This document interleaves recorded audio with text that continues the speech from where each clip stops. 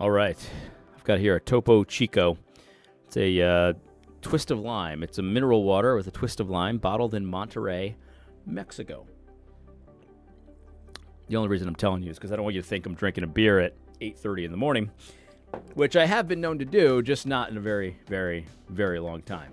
In any case, hope you had a good weekend, good Lord's Day, good everything. Here we go. Let's get started here. So Stephen Wolf over the weekend, or maybe this was yesterday. I can't really remember. Oh, it's right, March 1st. It was yesterday. He put together a really good thread that I thought I would share. And in one of our little comm boxes, I said that, it's not very often that I'm jealous of someone else's Twitter post. But I got to be honest with you. This one gets me, man. I feel like I should have been able to come up with this before Steven. This is right in my wheelhouse. This is exactly the kind of thing I like to do. But in any case, I'm not going to take credit for it because, hey, I didn't do it. I failed. So I guess maybe it isn't up my alley. And now this is a genius thread. So I'm just going to read it to you, and, we'll provide some commentary as well. I may also do the Christian nationalism discussion that Gospel Coalition put out. They decided to wade into the waters and demonstrate how troubled they are. So we'll see. Maybe we can do that and see what we can learn from it, because I think it's good to learn. It's good to learn from your enemies, your theological enemies, anyway. So anyway, let's go to this Stephen Wolf tweet thread. Here is what he says. He says, Christian nationalism is un-American, is political idolatry. So to say, let me start over. To say Christian nationalism is un-American is political idolatry. America is not your home. Seek first the kingdom of God. Don't turn America into an idol. Fear is not a Christian virtue. The gospel does not depend on you destroying Christian nationalism. Put not your trust in princes. Epic. Let me read the next one. Do not concern yourself with the things of the world. America will ultimately burn. In the grand scheme of things, it does not matter that America becomes Christian nationalist. Instead of using worldly means or hating your Christian nationalist neighbor, show them kindness. He continues, treat them with compassion, not judgment. Practice the fruit of the Spirit. Show them that you don't obsess over worldly politics, that your hope is found in another world. We lose down here. Christian nationalists are made in the image of God. As such, they deserve dignity and respect. Our goal should not be to, quote, win down here. The Christian nationalist hearts will melt when they see our weakness before them. Sure, according to earthly wisdom, they are strong and handsome, but we have a higher way, and nothing shows it more than their earthly dominance over us. Have you stopped to think that maybe the Christian nationalists reject our views because of the way that we oppose them? Perhaps we're full on truth, but not full on love. Maybe they see us as hypocrites, only concerned with our power over them. Stephen continues. This is, like I said, guys, this is a master thread. This is genius. We should seek to persuade, not denounce or marginalize. We should seek good faith dialogue, not demonization. We should invite them to discussion, and we should celebrate and emphasize our similarities. The Christian nationalists are our neighbors. Some of their views are disordered and lead to sin, but are we not also disordered, broken, and full of sin? Should we judge them when there is so much to judge amongst ourselves? But for grace, that might be me. We must do better. Let's begin by listening humbly to our Christian nationalists' neighbors. Let us acknowledge our errors and our complicity in sins against them. Do the work. Don't constantly ask them, what is the definition of Christian nationalism? This is exhausting for them. Do the reading. How dare we treat the Christian nationalists as the great other? We, as heavenly people whose hope is in another world, should be the great other of this world.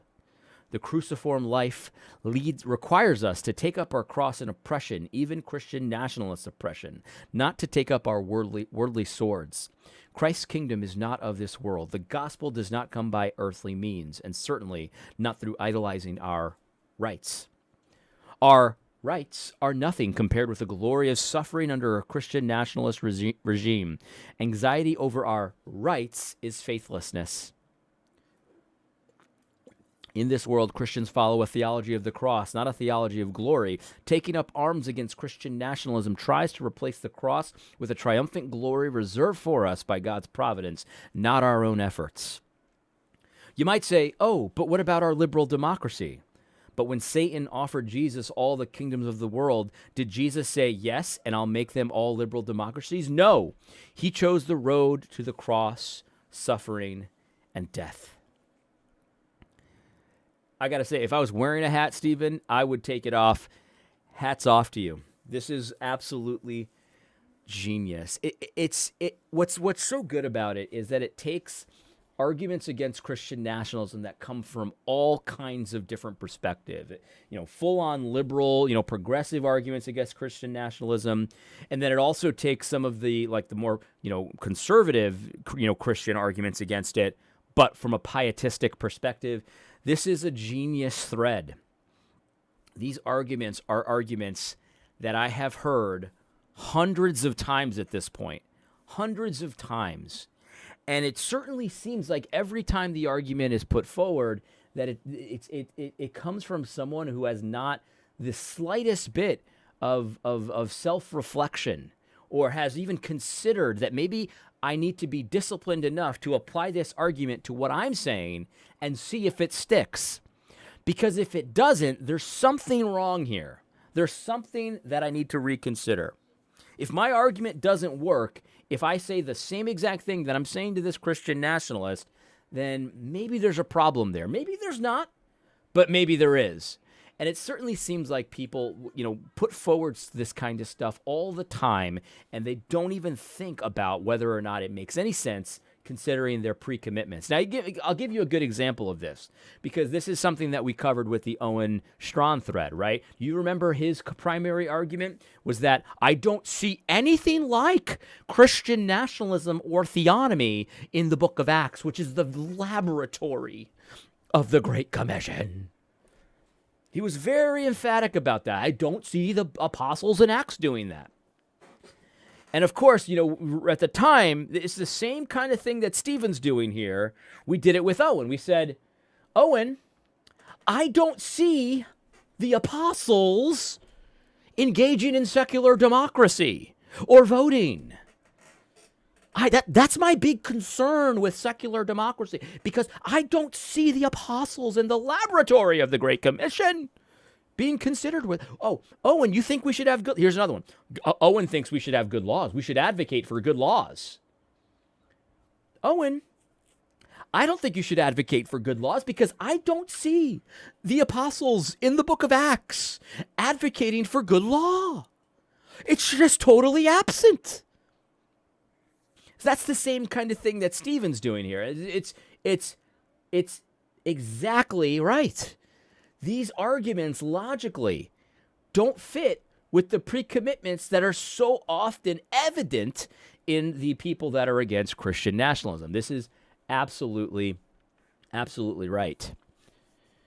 It's crazy. I mean, this one is really good, and this is the one that I think applies to so many of our conservative friends that I consider friends. You know what I mean? They're against Christian nationalism. They think whatever they think. That's okay. I can still be friends with someone like that, right? I can be friends with someone like that. Because as long as they don't treat me like enemies, right? But here's the thing. This is genius. He says, treat them with compassion, not judgment. Practice the fruit of the Spirit. Show them that you don't obsess over worldly politics, that your hope is found in another world. We lose down here. We lose down here. When you hear that, we lose down here, so often it is deployed when you're trying to do something good, right? You're trying to have, Christian morality take effect in our civil governing authority. You're trying to elect, Christian politicians. You're trying to advocate for Christian laws. You're trying to do something, right? And so what you get is, don't put your trust in chariots or princes. We lose down here. We should expect to lose. And it's just so apparent. It's just always so apparent to me that the person that says we lose down here when it comes to the things that they care about, never apply it to themselves. It's always we lose down here when there's somebody else doing something that's unapproved. But they don't act like we lose down here when they're having their disagreements, when they're putting forward, when they're dedicating conference time to defeating Christian nationalism. Why doesn't it apply? We lose down here. Who cares? If Christian nationalists get into power, well, I mean, the earth is not our home. His kingdom is not of this world. Shouldn't you be expecting that the evil Christian nationalists should be getting in power if you expect to lose down here? Why fight it? Why fight it? Don't we have a better way? Sorry, I don't know what happened to my voice there. Don't we have a better way? My mouth is dry. Hold on. My voice just cracked. Oh, don't we have a better way? It's just so amazing to me. It's so amazing to me. And honestly, like I've heard very little in terms of anti-Christian nationalist argumentation that is not guilty of exactly this kind of thing. It's just so amazing. It's just so amazing. And it's interesting that like we encountered the same kind of thing with Big Eva. You know what I mean? In the original woke wars, right? In the original woke wars, the same exact kind of thing. It's like, of course, you know, if you want to learn about the black experience, you know, you must sit at the feet of black teachers. Don't argue with them. Don't speak. Don't ask them to define. You just take it in. And it's like, okay, that's wonderful. Like, what about me? You disagree with me. Do you ever just sit at my feet and just take it in and don't say anything? Don't argue with me. I'm Puerto Rican. Just sit at me, hear me roar kind of thing? No, of course not. It doesn't apply like that. It only applies if you agree with them already. And you get arguments like that all the time. It's all about, look, I'm right. And because I'm right, you're wrong. And I don't even have to think about it, essentially. You get this stuff all the time. It's like, I just saw Stephen interacting with someone who claims to be a philosopher, interacting with someone, and they basically said, I'm against Christian nationalism because I am for a Christian nation. And a Christian nation is, of course, a secular democracy with freedom and LGBT rights and all that kind of stuff. And it's like, it's always like that. It's always like that. It's like, there's just an assumption. I don't have to actually think so much about what I believe. It's just a point of doctrine. Secular democracy is Christian. Why? Well, that's what I learned in Sunday school. Voting, it's just totally Christian. Universal suffrage, totally Christian. Why? Well, because that's what I learned from Miss Hoover in Sunday school. And people just say these things, and if you get some wackadoodle out there that says, "Oh yeah, women shouldn't be allowed to vote," I mean, I don't believe in women's suffrage. You'll get a litany of people that call him a heretic, that call him an unbeliever, that say that proves that he does not have Christ. And if you ask them why, what in the Bible would lead you to think that would be not only an element of faith, but a test of true faith? If you don't believe in women's suffrage, you must be an unbeliever. Where does that come from? And it doesn't come from anywhere. It's just a point of doctrine. It's dogma that you must believe. Where did we get this dogma? I would submit to you that we got this dogma in elementary school, where we were indoctrinated to believe certain things were good and they needed no defense and they just were there. And this is how you get Owen being so uber concerned that he can't really understand the connection of Christian nationalism and Christianity and the Bible, but he believes in women's suffrage. He believes in it. He believes in secular democracy. He believes in it. It's like, right, but don't you see, like, where's the connection there? It's just accepted. It's a point of doctrine. It's a point of doctrine. And so this is the thing. It's like the people that think, oh, you know, we should expect to lose down here. You should just suffer in silence. You know, things like that. They don't act like it. They don't apply that to their own beliefs. They don't. They defend their dogma aggressively. And I'm not saying they shouldn't. They should defend their dogma, right? But they should be ready to defend it the right way. They should be ready to be able to actually think that through in a consistent way. right, in a consistent way. And it's just so interesting to me. The last video I did, lots of people really liked that video where I responded to that progressive Christian who had some concerns about whether or not he'd be stoned to death in a Christian nationalist empire. And it's just so interesting to me that so many of these arguments that Stephen puts forward here betrays a very similar attitude to what that guy betrayed in his video, where it's like Christian nationalism, all the things that you find so objectionable about Christian nationalism, they're really not that dissimilar to what we've got today, with the exception of we have a fake religion, a false religion today, and Christianity would be a true religion. But for some reason, it's only scary. It's only something that you need to really vociferously, emphatically, stressfully oppose if it's a Christian version of it. So our situation now really should not be opposed. In fact, we should expect to lose down here. We should suffer in silence. That's the true high calling of a Christian, to suffer when it's a secular government doing secular evil things for Satan. But if it's a Christian government, that's how you really know you need to fight against it. The suffering no longer applies. You fight it with all your might. And now you're really scared of, that's interesting to me. That's interesting to me. A government that seeks to honor Christ is the most scary thing imaginable to some of these people. And a government that serves Satan is really no big deal. They can submit to that. They can see how they could, disagree with the system, but still submit to that government. That is something that, maybe they don't like it, but they don't really protest it all that much. But you can bet if a government said, we're going to seek to honor Christ in everything, you would get people out of bed so fast, so aggressive. It's just, the fear for these people is palpable. It's palpable.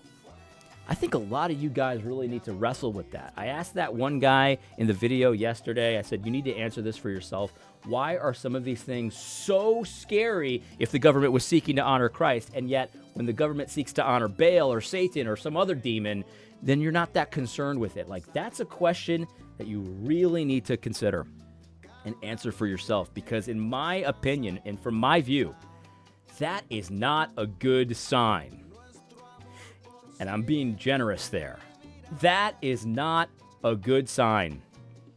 If a Christian government to you automatically jumps to the most worst kind of authoritarianism you can imagine, I'm telling you that is not a good sign for the state of your soul. It isn't. And so that's something that we need to consider. But in any case, let me go for now. I recommend that you follow Stephen Wolfe. He's been doing a really interesting